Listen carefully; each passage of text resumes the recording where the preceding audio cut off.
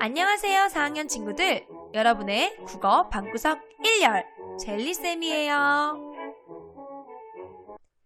여러분, 오늘은 벌써 2단원의 마지막 시간입니다.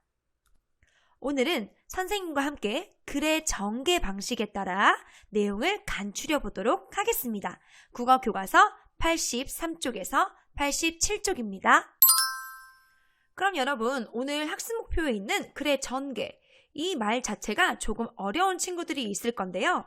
먼저 글의 전개가 무엇인지 선생님과 한번 살펴보죠. 글의 전개란 글쓴이가 자신의 생각을 나타낼 때 사용하는 진행 방식을 뜻합니다. 그래서 내가 내 생각을 나타낼 때 설명을 하는 설명글을 쓸 수도 있고, 아니면 내 생각을 이야기, 인물을 들여와서 사건과 함께 이야기로 풀어낼 수도 있고, 아니면 내 생각을 주장하는 글을 쓸 수도 있고, 뭔가 제안하는 글을 쓸 수도 있겠죠. 그래서 이 글의 전개는 글의 종류라고 생각하면 됩니다. 그래서 우리 첫 번째 시간에는 글의 설명문을 먼저 봤고요. 그 다음 지난 시간에는 나무 그늘을 산 총각이라는 이야기를 글을 봤고요. 오늘은 주장하는 글을 선생님과 보면서 간추려 볼 거예요. 그럼 먼저 지난 시간에 우리 왜 글을 간추리면 좋다고 이야기했었죠? 맞아요. 듣는 사람이 일단 빨리 이해할 수 있고요. 중요한 내용을 무엇인지 전체 글을 읽지 않아도 쉽게 알 수 있기 때문에 내용을 간추리는 것은 우리 생활에서도 많이 사용한다고 이야기했습니다. 그럼 우리 활동 1, 에너지를 절약하자 글을 한번 함께 읽어보도록 하겠습니다. 먼저 여러분이 교과서 83쪽부터 84쪽에 나와 있는 글을 보고 몇 개의 문단으로 이루어져 있는지 빨리 찾아보세요. 한번 세어볼까요? 하나, 둘, 셋, 넷, 다섯, 여섯. 총 6개의 문단으로 이루어져 있네요. 선생님이 여기 앞에 들여쓰기 한 부분을 보면 문단 찾기가 더욱 쉽다고 이야기했었죠? 잘했습니다. 자, 그럼 선생님과 활동 1, 먼저 에너지를 절약하자 글을 함께 읽어보도록 하겠습니다. 교과서 83쪽입니다. 제목이 자체가 에너지를 절약하자 이렇게 주장하는 글인 것 같은데요. 선생님과 같이 읽으면서 각 문단별로 무엇을 찾아야 하죠? 맞아요. 우리 간추리기 할 때 가장 중요했던 것이 각 문단에 있는 중심 문장을 찾는 일이었습니다. 그래서 여러분은 선생님과 읽으면서 형광펜이나 펜을 활용하여 각 문단이 지나갈 때마다 가장 중심 문장이 되는 것을 찾아서 밑줄 그어주세요. 에너지를 절약하자. 우리는 생활을 편하고 넉넉하게 하려고 많은 에너지 자원을 사용하고 있다. 음식을 만들거나 집을 따뜻하게 하거나 불을 밝히려고 가스나 전기를 쓴다. 또 자동차를 타고 다니려면 석유가 필요하며 공장에서 생활에 필요한 물건을 만들 때에도 전기를 사용한다. 자, 우리 첫 번째 문단에서 중심 문장 찾았나요? 맞아요, 여러분. 첫 번째 문장이었죠. 우리는 생활을 편하고 넉넉하게 하려고 많은 에너지 자원을 사용하고 있다. 해서 이 많은 에너지 자원이 무엇인지 이제 가스, 전기, 그리고 석유, 전기 이렇게 뒷받침 문장으로 예시를 주었네요. 여기 뒤에는 모두 뒷받침 문장으로 맨 첫 번째 중심 문장의 예시들을 들어주었어요. 두 번째 문단. 석탄, 석유, 가스, 전기 같은 에너지 자원은 한없이 있는 것이 아니다. 다 쓰고 나면 더는 에너지 자원을 구할 수 없게 된다. 특히 석유는 우리나라에서는 나지 않아 외국에서 수입해오고 있다. 이처럼 중요한 에너지를 어떻게 절약해야 할까? 자, 두 번째 문단의 중심 문장은 무엇이었을까요? 맞아요. 석탄, 석유, 가스, 전기 같은 에너지 자원이 한없이 있는 것이 아니라는 것을 알려줬죠. 그리고 덧붙여 다 쓰고 나면 더는 에너지 자원을 구할 수 없게 된다. 이게 가장 중심 문장이었죠. 그 중에 예를 들어 석유는 외국에서 수입해오고 있대요. 수입이라는 것은 다른 나라에서 사들여오는 것을 얘기합니다. 그래서 지금 두 번째 문단에 무시무시한 문제 상황을 제시해 놓았어요. 아까 문제와 해결 방안을 생각하라고 했죠. 그 중에 문제가 이 두 번째 문단에 나와 있습니다. 세 번째 문단 보겠습니다. 에너지를 절약하는 것은 그리 어렵지 않다. 관심을 가지고 내가 할 수 있는 작은 일부터 실천하면 된다. 세 번째 문단에는요. 너무 짧아서 중심 문장이라고 하기는 조금 어렵지만 그래도 관심을 가지고 내가 할 수 있는 작은 일부터 실천합시다. 이게 되겠죠. 다음 네 번째 문단. 우리가 에너지를 절약하는 방법은 두 가지로 나눌 수 있다. 먼저 에너지를 불필요하게 사용하지 않는 것이다. 쓰지 않는 꽃게는 반드시 뽑아놓고 빈방에 켜놓은 전깃불은 끈다. 그리고 뜨거운 음식은 식힌 뒤에 냉장고에 넣는다. 자, 이 네 번째 문단에서 중심 문장, 대장 문장 무엇이죠? 맞습니다. 맨 첫 번째 문장이라고 모두 중심 문장이 아니라고 했죠? 이건 지금부터 두 가지 알려줄게 라는 거고 중요한 것은 여기 있었어요. 먼저 에너지를 불필요하게 사용하지 않는 것이다. 이 먼저라는 것은 자신의 주장을 펼 때 쓰는 거기 때문에 이 먼저라는 말이 붙어 있으면 보통 중심 문장이라고 보면 돼요. 그래서 첫 번째 방법으로 에너지 불필요하게 사용하지 맙시다 라고 이야기를 하고 있죠. 그래서 뒤에 예시로 꽃게와 전깃불, 뜨거운 음식 할 때 어떻게 해야 되는지 뒤에는 뒷받침 문장으로 예시였습니다. 그 다음 문단 볼게요. 다음은 에너지 사용을 줄이는 것이다. 가전제품은 에너지 효율이 높은 것을 쓰고 조명기구는 전기가 적게 드는 제품을 사용한다. 한여름에는 냉방기를 적게 쓰고 겨울에도 난방기구를 덜 쓰도록 노력해야 한다. 자, 이 문단에서 중심 문장 무엇일까요? 맞습니다. 다음은 하고 두 번째 방법을 알려주고 있죠. 어떻게 하라고? 에너지 사용을 줄이라고. 그런 다음 뒤에 있는 것들은 어떻게 하면 에너지 사용 줄일 수 있는지 예시로 뒷받침 문장이 나와 있습니다. 그래서 여러분 지금 교과서 84쪽에 보면 밑에 에너지 효율 등급을 나타내주는 표시가 있어요. 자, 여기 밑에 보이죠? 어떤 게 가장 좋아 보여요? 딱 봐도 1등급. 이게 가장 좋아 보이죠? 이것은 냉장고를 예시로 가져왔는데요. 냉장고를 쓸 때 어떤 것이 전기가 적게 드는 것이냐면 바로 1등급이 효율적으로 전기가 적게 드는 것을 뜻하고 환경에 좀 더 친화적인 것을 뜻합니다. 그래서 보면 여기 5등급은 빨간색으로 경고 표시처럼 이렇게 별로 좋지 않은 등급이라서 이렇게 되어 있죠. 여러분의 가지고 있는 냉장고에는 반드시 붙어 있어요. 그래서 여러분 집에 냉장고 한번 확인을 해보세요. 자, 이제 마지막 문단입니다. 지금까지 에너지 절약 방법을 알아보았다. 에너지 절약은 말로 하는 것이 아니다. 생활 속에서 바로 실천해야 한다. 여기서 가장 하고 싶은 말, 중심 문장 무엇일까요? 맞습니다. 생활 속에서 바로 실천하세요 하는 것이 바로 가장 중심 문장이었습니다. 그러면 글을 읽어봤으니까 간단한 퀴즈를 내볼게요. 에너지 자원에는 어떤 것이 있다고 얘기했죠? 맞습니다. 여기 있네요. 석탄, 석유, 가스, 전기 같은 것이 에너지 자원이라고 합니다. 그럼 이 글쓴이는 왜 에너지를 절약하자고 이야기를 했죠? 맞아요. 이 에너지 자원은 어떻다고 합니까? 한없이 있는 것이 아니라는 거예요. 무한하지 않고 다 쓰고 나면 더는 구할 수 없게 된다는 것이 에너지를 아껴야 한다는 까닭이었습니다.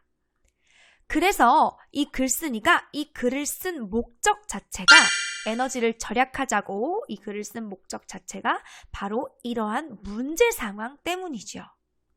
아무 문제도 없는데 자신이 주장할 이유는 많이 없잖아요. 그래서 이렇게 항상 주장하거나 제안하는 글은 문제 상황이 나옵니다.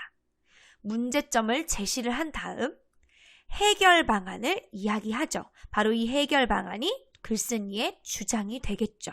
이러한 문제가 있으니까 우리 이런 식으로 해결을 해봅시다 라는 주장이 있는 겁니다. 그리고 이 해결 방법은 실천 방법까지 데리고 다니는 경우가 많아요. 그래서 우리 해결 방안으로 에너지를 불필요하게 사용하지 않는다 했으면 이것을 어떻게 생활 속에서 어떻게 실천해야 할지 이렇게 하나, 둘, 세 개로 나누어 둔 거죠. 밑에도 마찬가지예요.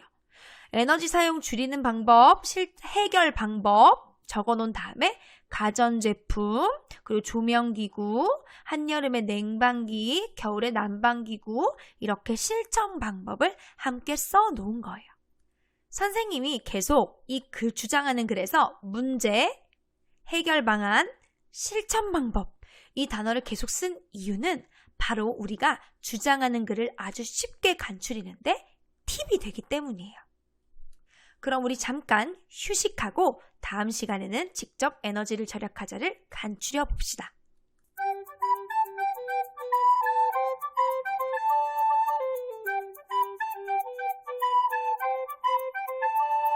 활동 2. 에너지를 절약하자 글 간추리기. 지금부터 선생님과 에너지를 절약하자 이 주장하는 글의 내용을 간추리는 방법을 먼저 알아볼게요. 우리 3명의 악어 친구들이 나와 있어요. 그럼 하나씩 들어볼까요? 먼저 의견을 내세운 글이라는 점을 생각해야 해. 맞아요. 우리 지난 시간에 본 나무 그늘을 산 총각은 이야기 내용이기 때문에 거기서는 우리가 가장 집중한 것이 인물 찾고 배경, 시간, 장소, 배경 찾고 거기에 따른 사건을 찾아서 간추렸어요. 그런데 이 글은 의견을 내세운 글이기 때문에 인물, 배경, 사건은 크게 중요하지가 않아요. 그래서 이걸 찾으려고 하면 오히려 시간만 더 걸리겠죠? 그래서 선생님이 앞에서 글의 전개 방식이 뭔지가 중요하다고 했어요. 이 글의 전개 방식은 주장하거나 제안하는 글이기 때문에 의견을 내세웠죠. 글쓴이 의견이 있어요. 그리고 두 번째, 글의 내용이 어떻게 전개되는지 살펴봐야 해. 그렇죠. 선생님과 계속 이야기했어요. 이 글은 어떻게 되죠? 처음에 뭘 제시해요, 항상? 맞아요. 문제가 있어요. 문제를 제시해요. 이런 문제 때문에 제가 글을 쓰게 됐어요 하면서 문제를 제시한 다음 해결 방안을 주죠. 제가 제시하는 이 문제 해결 방안은 2가지가 있습니다. 그리고 이 해결 방안 2가지에 따라서 각각 어떻게 실천할 수 있는지 실천 방법을 이야기하고는 합니다. 그래서 글의 내용이 어떻게 전개되는지 이렇게 단계를 잘 알아두면 좋아요. 마지막 친구의 말 들어볼까요? 문단의 중심 문장이나 중심 내용을 찾아봐야 해. 이거는 너무 중요한 거죠. 첫 시간부터 계속 이야기했어요. 간추리는 것은 반드시 뭐가 중요하다? 문단의 중심 문장이나 내용이 중요하다. 그러면 우리가 에너지를 절약하자를 다시 읽고 중요한 내용을 간추려 보도록 하겠습니다. 여러분 잠깐 영상을 멈추고 아까 선생님이 말한 전개 방식을 한번 찾아보세요. 문제 제시한 곳이 어딘지, 그 다음 해결 방안 문장이 무엇인지, 해결 방안에 따른 실천 방법 이렇게 3가지 순서로 한번 찾아서 밑줄을 다시 그어보도록 합니다. 자, 여러분은 85쪽에 3번이죠? 그럼 아까 이미 밑줄 그어놓은 중심 문장을 따라서 그대로 쓰기만 하면 돼요. 우리 이 글의 전개 방식은 문제점, 그리고 해결 방안, 그에 따른 구체적인 실천 방법이라고 이야기했습니다. 자, 첫 번째 문제점, 중심 문장 뭐였죠? 맞아요. 2번째 문단의 지구의 에너지 자원은 한없이 있는 것이 아니다. 다 쓰고 나면 더는 에너지 자원을 구할 수 없게 된다. 이게 바로 문제 제시였죠. 2번째 문단에 있었어요. 그러면 그에 따른 해결 방안 첫 번째가 에너지를 불필요하게 사용하지 않는다 였죠. 이 앞에 먼저라는 말이 있었어요. 그런데 생략을 해도 가능하겠죠. 그리고 이 불필요하게 사용하지 않는 실천 방법을 이렇게 뒷받침 문장으로 제시했었고요. 2번째 해결 방안은 에너지 사용을 줄여요 라고 했어요. 이 줄일 수 있는 구체적인 실천 방법은 이런 것들이 있었습니다. 바로 뒷받침 문장으로 있었죠. 여러분이 조금 귀찮더라도 교과서 85쪽에 직접 옮겨 써보세요. 옮겨 쓰면서 이걸 잘 기억해야 돼요. 사실 중심 문장은 계속 바뀌는 거잖아요. 왜냐면 글이 달라지니까. 여러분이 잘 집중해서 알아둬야 될 것은 이런 주장하거나 제안하는 글은 간추릴 때 문제점을 첫 번째로 찾아내고 그 다음 그 문제점에 해결 방안이 몇 개 있는지 3개일 수도 있지. 그지? 해결 방안을 찾아내고 그 해결 방안에 따른 실천 방법이 뭐가 있구나. 요 정도 이 틀을 눈에 잘 기억하고 있으면 어떤 글이든 쉽게 간추릴 수 있을 거예요.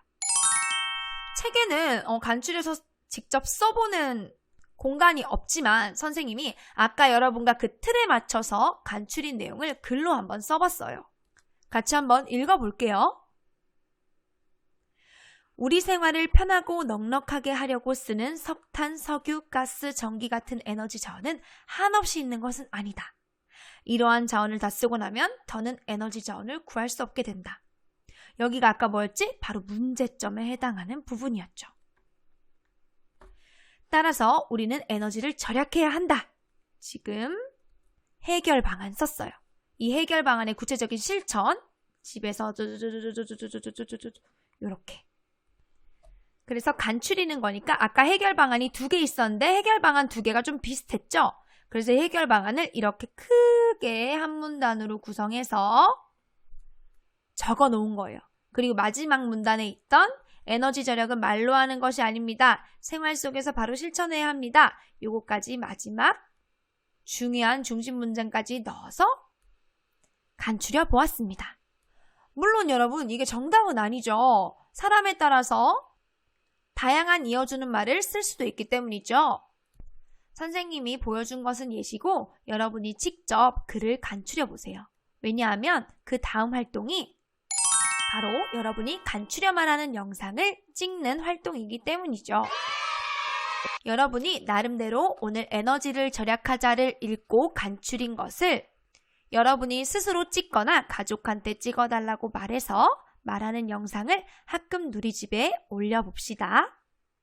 얼굴이 나오는 것이 부끄러우면 녹음이라도 해서 꼭 올려보세요.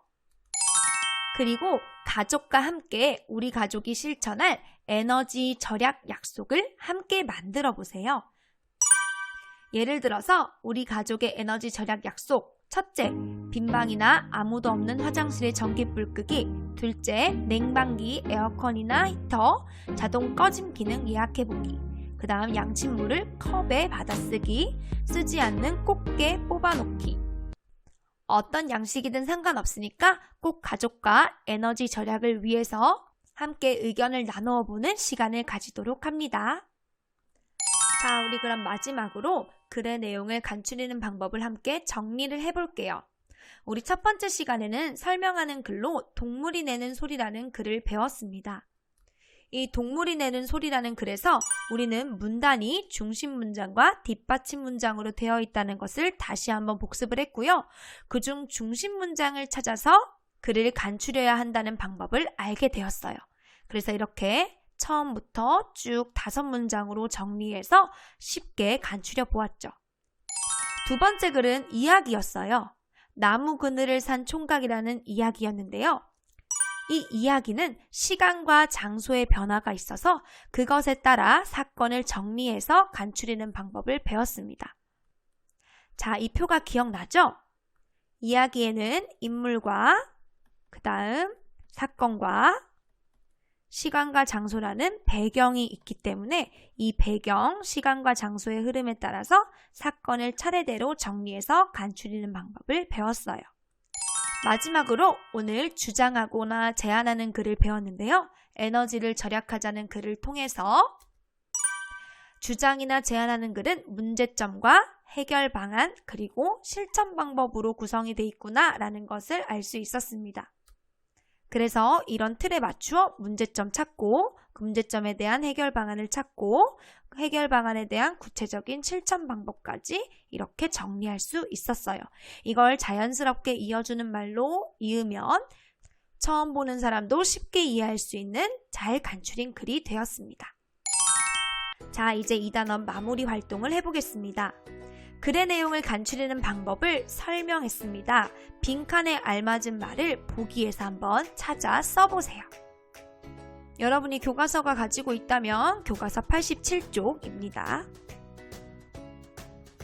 자, 첫 번째 들어갈 말은 무엇일까요? 맞습니다. 중심 문장을 연결해서 글 전체의 내용을 간추리죠.